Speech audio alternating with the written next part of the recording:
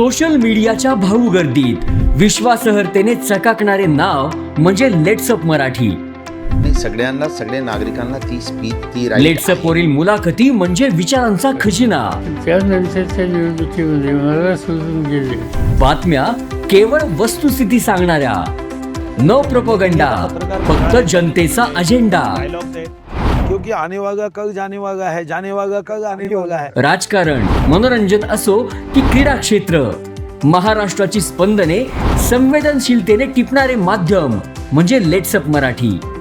जगासोबत एक पाऊल पुढे राहण्यासाठी लेट्सअपचे ॲप, सोशल मीडिया आणि वेबसाईट सोबत कनेक्टेड रहा.